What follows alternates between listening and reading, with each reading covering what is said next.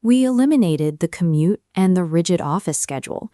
Yet by 5 o'clock, the physical exhaustion often surpasses the fatigue of a traditional office day. Corporate framing often misidentifies this as a psychological issue, a personal failure to manage time or maintain focus. The data points to a harder reality. This fatigue is a biological event driven by the dysregulation of the autonomic nervous system. It is the visceral, heavy sensation that remote workers call the WFH brain melt. To understand this, we have to look past productivity tips and locate the specific neurobiological triggers driving burnout. This requires a shift from tracking behavioral mindsets to tracking raw internal biological markers. Working from the comfort of a home environment subjects the body to a continuous, invisible state of biological friction. The primary interface of this friction is the digital screen and virtual meeting software. Face-to-face communication relies on a massive influx of subconscious physical data that the brain has evolved to require. Digital interfaces strip away environmental pheromones and high-fidelity microexpressions, the essential inputs for human interaction. The brain processes these cues through specialized neurological networks known as social circuitry. Virtual meetings force the eyes to maintain extreme focus, while the underlying social circuitry is starved of the feedback it needs to feel satisfied. Staring through a lens of blue light creates a state of sensory deprivation within the brain's reward centers. This stands in contrast to a physical office, where simple, passive interactions naturally satiate these neurological requirements. Virtual meetings trick the optic nerve into seeing colleagues while leaving the social circuitry isolated and searching for data that isn't there. When social circuitry remains unstimulated, the brain interprets the data gap as a systemic vulnerability. This activates the hypothalamic pituitary adrenal pathway, or HPA axis, the central command for external threats. Without social feedback acting as an all-clear signal, the primitive brain defaults to hypervigilance, interpreting isolation as physical danger.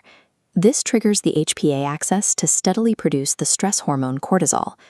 During a healthy workday, cortisol operates in a rolling wave, peaking in the morning and tapering off as the day progresses. The isolation of a home office removes the natural passive interruptions, like a walk to a meeting room, that normally reset this stress response. This sustained cortisol spike creates a state of being tired but wired, feeling simultaneously agitated and sluggish. In this state, the brain is forced to expend significant metabolic energy just to maintain baseline cognitive performance. Isolation effectively weaponizes the body's own stress response against its cognitive endurance.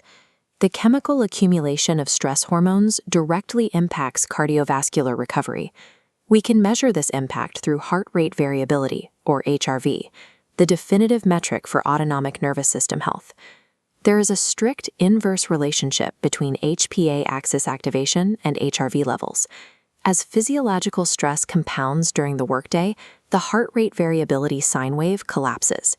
A tanking HRV means the nervous system has lost its elasticity and is stuck in overdrive, a state visualized by this rigid, flattened line. Logging off and sitting on a couch does not immediately reverse this autonomic damage. Passive rest is insufficient to restart an HRV wave that has been suppressed by 8 hours of elevated cortisol. The visceral sensation of brain melt is the direct result of this flattened HRV line. Chronic exhaustion is the tangible result of a chemically suppressed HRV. To understand the source of this crash, we have to evaluate the physical environment of the remote worker. A kitchen table often triggers an autonomic breakdown that a standard office cubicle avoids. This is due to context-dependent memory, the brain's reliance on spatial cues to retrieve specific cognitive states. Kitchens and living rooms are historically coded by the brain for rest, sustenance, and family. Working in these spaces results in pro-loss, the failure to access professional cognitive heuristics because the environment is signaling for relaxation. Fighting this environmental friction creates an immense, invisible cognitive load. This struggle consumes extra metabolic energy, pushing the strained HPA axis even further into the red. A poorly defined workspace physically damages the nervous system by creating constant spatial conflict. Fixing this requires shifting from diagnosis to engineering an environmental solution. An autonomic nervous system crash cannot be solved through willpower or mindset shifts. The necessary intervention is choice architecture, a concept from behavioral economics. Choice architecture is the deliberate design of an environment to force a specific neurological outcome, such as this stark boundary separating work and rest zones. Applying this to remote work creates a neural switch design. The primitive brain requires a physical boundary, a nudge, to disengage professional heuristics and begin recovery. Crossing a designed spatial threshold signals the HPA axis that the threat environment is exited. Regaining biological control requires rigid physical boundaries that the autonomic nervous system is forced to recognize. The most effective nudge is a physical ritual. The laptop snaps shut and running shoes immediately hit the pavement. A mandatory transition, like a 10-minute walk, serves as the definitive off switch the brain requires. This movement initiates a biological cascade that flushes residual cortisol from the bloodstream. Physically leaving the house allows the suppressed HRV sine wave to begin its upward recovery. Upon returning, stepping back into the house leverages context-dependent memory for recovery instead of friction. Long-term focus requires fiercely protecting the physical space between the digital screen and your life. Ultimately, surviving remote work means abandoning the comfortable illusion of infinite flexibility and ruthlessly engineering your daily biological environment.